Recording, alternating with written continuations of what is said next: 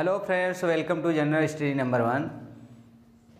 जैसा कि आपको पता है, टेट और सुपर टेट और फिर आगामी परीक्षाओं में साइकोलॉजी और लर्निंग के पार्ट से पूछ लिए जाते हैं। तो आज हम सीखेंगे स्थानांतरण का अधिगम का स्थानांतरण के सिद्धांत। अधिगम के स्थानांतरण के सिद्धांत में जानेंगे। पिछले वाले सेशन में जान गए थे बुद्धि का सिद्धांत, विकास का सिद्धांत और अधिगम का सिद्धांत। आज हम जानेंगे अधिगम स्थानांतरण का सिद्धांत। पहले हम जानेंगे अधिगम स्थानांतरण किसे कहते हैं। अधिगम स्थानांतरण वह है जो पूर्व में लिया गया ज्ञान, जो उसमें नए वाले ज्ञान में वो सीखने में मदद करता है। यानी पूर्व में हम कोई चीज़ सीखते हैं और फिर पुनः, जैसे एक बच्चा पहले वाले क्लास में सीखता है, चौथी में तो पाँचवीं में गया तो चौथी में जो सीखा है उस पर उसका थोड़ा सा प्रभाव उसके अगली कक्षा में या उसको सपोर्ट करता है, स्थानांतरण हो जाता है, ट्रांसपेरेंट थोड़ा सा हो जाता है। तो हम देखते हैं पहले पहला सिद्धांत देते हैं समान तत्वों का सिद्धांत।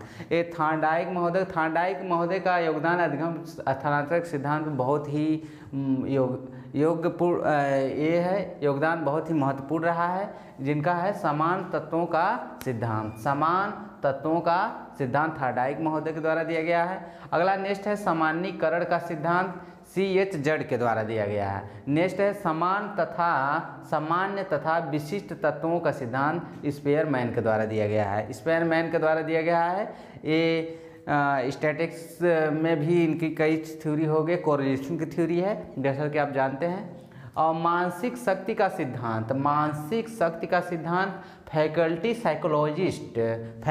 साइकोलॉजिस्ट इनका नाम ही जैसा है साइकोलॉजिस्ट से ही पता है कि फैकल्टी जो होती है साइकोलॉजिस्ट की फैकल्टी होती है, यानी फैकल्टी एकेडमिक क्या है, टीचर उस साइकोलॉजी से कंट्रीब्यूट करने वाले जितने भी साइकोलॉजिस्ट हैं। तो फैकल्टी साइकोलॉजिस्ट का सिद्धांत क्या है, इनके द्वारा दिया गया है मानसिक शक्ति का सिद्धांत। अब नेक्स्ट देखते हैं औपचारिक मानसिक प्रशिक्षण का सिद्धांत, ये गेट्स महोदय के द्वारा दिया गया, ये भी साइकोलॉजिस्ट हैं। और मूल्य अभिज्ञान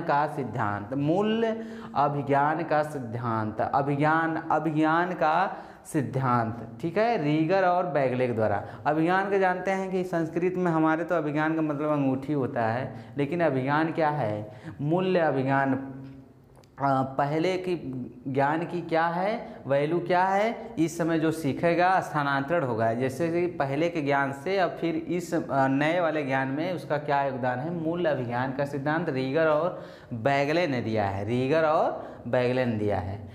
अब हम नेक्स्ट जो अब अधिगम का स्थानांतरण सिद्धांत हो गया, अब हम जानेंगे अभिप्रेरणा के सिद्धांत, उनके प्रवर्तक। क्या जानेंगे, अभिप्रेरणा जानते हैं मोटिवेशन क्या है, मोटिवेशन अभिप्रेरणा से आप समझ गए होंगे।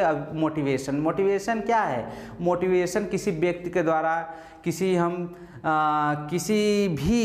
किसी भी जो वह एक उच्च या अपने कई सामाजिक स्थान या प्रतिष्ठित व्यक्ति होता है, व्यक्तित्व तो उसकी पर्सनालिटी से हम क्या होते हैं, प्रभावित होते हैं। मोटिवेट दो तरह के होते हैं, एक नकारात्मक एक सकारात्मक। अगर गलत संगत में आप पड़ जाएंगे तो नकारात्मक मोटिवेट करेंगे, आप बड़ी से बड़ी ऊंचाई पर चढ़ना चाहेंगे, वो प्रेरणा नहीं मिलेगी। अगर आप एक अच्छी संगत में आ जाएंगे, अच्छी संगत, जैसे कि साधु की संगत करिए, जैसे कबीर ने 600 साल पहले ही कह दिया कि संगत आप करेंगे अच्छे की, अगर ज्ञानवी यानी साधु मतलब ज्ञानी व्यक्ति के साथ रहेंगे तो आप ज्ञानी हो जाएंगे, ठीक है, वो अच्छी संगत मिलेगी। तो अब पेड़ा या मोटिवेट होते हैं आप, जहाँ मोटिवेट जैसे व्यक्तित्व है, APJ अब्दुल कलाम है, डॉक्टर BR अम्बेडकर जी हैं, और भी बहुत ही वर्ल्ड वाइड में अब्राहम लिंकन के देख लेंगे, और वैज्ञानिक है न्यूटन है, उनसे मोटिवेट होंगे तो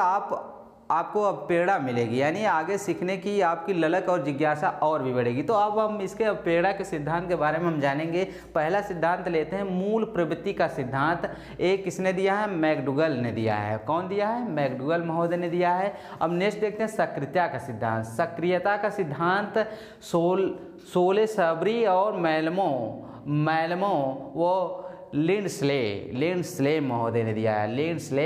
सोल सेबरी और मैलमो और लिंडस्ले के द्वारा दिया गया कौन सा सिद्धांत है, सक्रियता का सिद्धांत। अब नेक्स्ट देखते हैं संतुलन स्थिर सिद्धांत। संतुलन जैसा मालूम है, बैलेंस, स्थिर मतलब स्थिर, चैपलिन, कोपर, यानी कि वो अवस्था होती है जो ज्ञान का एक संतुलित रूप से चलता है और एक निर्बाध रूप से चलता है। ठीक है, संतुलन स्थैर्य का सिद्धांत चैपलिन और कोपर और एफल के द्वारा दिया। अब नेक्स्ट देखते हैं उपलब्धि अभिप्रेरणा का सिद्धांत। उपलब्धि, अब एक व्यक्ति पहले सीखे हुए ज्ञान को और वो आंकता है, आकलन करता है, असेसमेंट करता है कि हम किस पर आ गए हैं, नेक्स्ट क्लास में क्या आ गया, तो वो उपलब्धि अभिप्रेरणा अपनी उपलब्धियों से वो आंकता है, प्रेरणा उससे मोटिवेट होता है। कोई होता है एक, अगर एक मोटिवेट कैसे होगा, आप पीसीएस के एग्ज़ाम दिए, आपका प्री निकल गया तो आप उससे मोटिव होंगे कि मेंस हो जाएगा। ठीक है, मेंस हो जाएगा, फिर उसके बाद इंटरव्यू के लिए अगली तैयारी करेंगे, वो मोटिवेट अपनी उपलब्धियों से मोटिवेट होंगे। या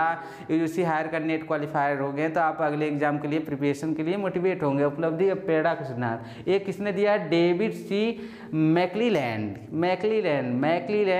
डेविड सी मैक्लीलैंड, और आत्मसिद्धि का सिद्धांत है, और ये है मैस्लो के द्वारा। किसके द्वारा? मैस्लो के द्वारा।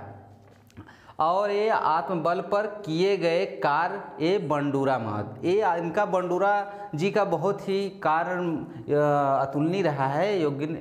ये आत्मबल पर किए गए कार्य पर बंडूरा महोदय ने अधिकतम ध्यान दिया है। अब ये बहुत ही इंपॉर्टेंट एक है उपलब्धि अभिप्रेरणा का सिद्धांत, ये डेविड सी मैक्लीलैंड के द्वारा दिया गया है। किसके द्वारा दिया गया है?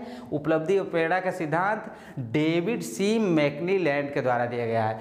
अब अगर हम जाने तो रिपीट कर सकते हैं दोबारा। मूल प्रवृत्ति का सिद्धांत मैकडूगल के द्वारा दिया गया है। सक्रियता का सिद्धांत सोले सैबरी मेल्मो लिंडेस्ले के द्वारा दिया गया है। संतुलन स्थिर सिद्धांत चैपलिन, कोपर एवं एफल के द्वारा दिया गया संयुक्त रूप से। और उपलब्धि अभिप्रेरणा का सिद्धांत डेविड सी मैक्लीलैंड के द्वारा दिया गया है। आत्मसिद्धि का सिद्धांत मैस्लो के द्वारा दिया गया है। आत्मबल पर किए गए कार्य पर अधिक योगदान दिया है बंडूरा महोदय ने दिया है।